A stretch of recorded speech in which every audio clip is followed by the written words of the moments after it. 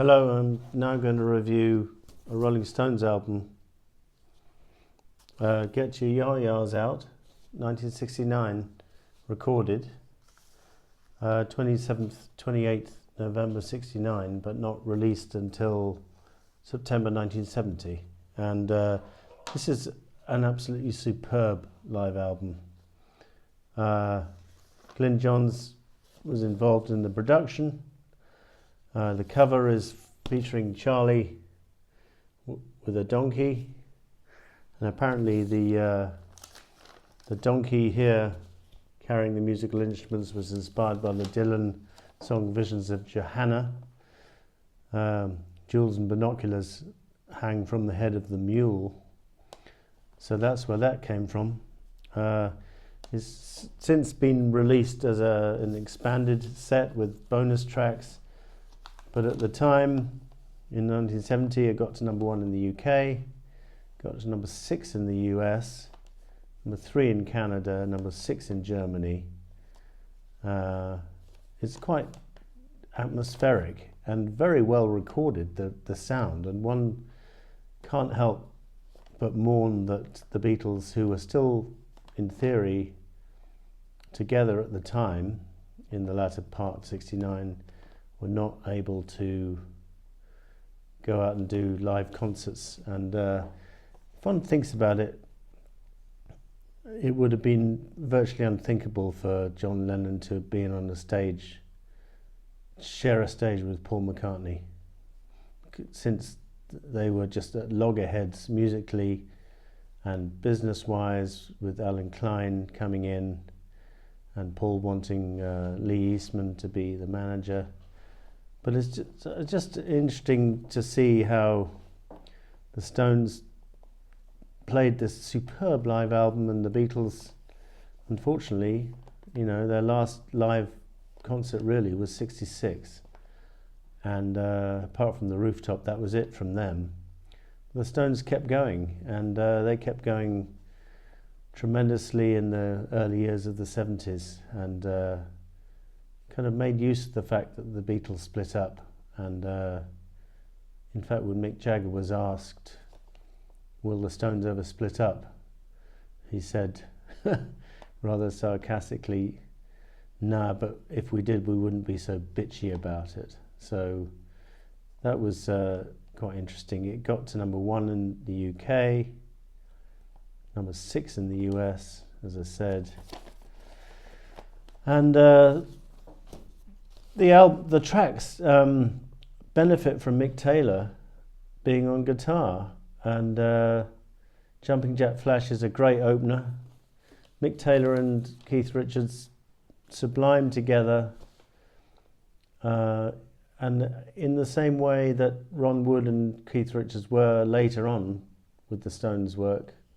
What's noticeable about this album is they cover some songs from Beggar's Banquet and Let It Bleed, where, for all intents and purposes, there'd only been one guitarist, Keith Richards, and some of the songs are made heavier with the dual guitar of Mick Taylor and Keith Richards. The solo on Sympathy for the Devil, there's two guitar solos. The first is from Keith and the second is from Mick Taylor, apparently. And they're interesting to contrast their styles. Gorgeous version of Love in Vain from Let It Bleed. Again, benefiting from Mick Taylor's guitar work. The album version was pretty sublime as it was. Honky Tonk Woman is performed live here, and actually probably a better version than the single, which is strange to say. Glyn Johns was involved, and Mick Taylor was not. Brian Jones was not involved in the original single of Honky Tonk Woman. That was Mick Taylor's first performance with the Stones, studio-wise, I think. And it's a great version, and they produce great versions of a couple of Chuck Berry songs, Carol and Little Queenie. Again, superb guitar from Mick and Keith. From Keith and Mick Taylor. Street Fighting Man and Sympathy for the Devil, both of those songs benefit from Mick Taylor's guitar. On the Beggars Banquet album, they were not acoustic songs, but they were acoustic driven, and on this album they're tour de force rockers set in a live context. And I would go as far as to say that this Stones album is their greatest live album they ever recorded. I don't think there's no equivalent of the Beatles from the same period. Unfortunately, we can't compare. But it's a great performance, and I don't know what else to say. Bill Wyman's bass is great. The recording setup is significantly better than from their Hyde Park July '69 concert, where I think maybe the sound is lacking. But they'd made up for that when they came to record this album. I don't know if the technicians had tightened up the act or whatever, but it's a much more powerful sound. And they went on to, the Stones went on to produce great music for the next 5 years at least, or for most of the 70s actually. And as to who was the greater live band, the Stones or the Beatles, that's impossible to say, because you can't really compare, because the Beatles gave up touring in '66 when they couldn't be heard, and the technology of the sound at the time was not sufficient to do them justice. And I think even John Lennon admitted that the greatest live work was recorded before they became famous. But listening to an album like this, it does beg the question that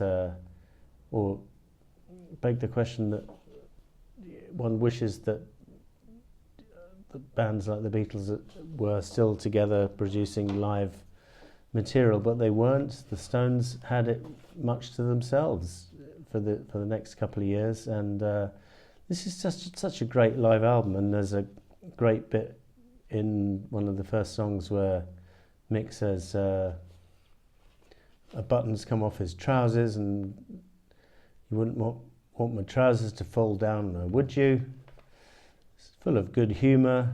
I know John said he didn't like all the fag dancing from Mick Jagger, but secretly I think he admired the Stones.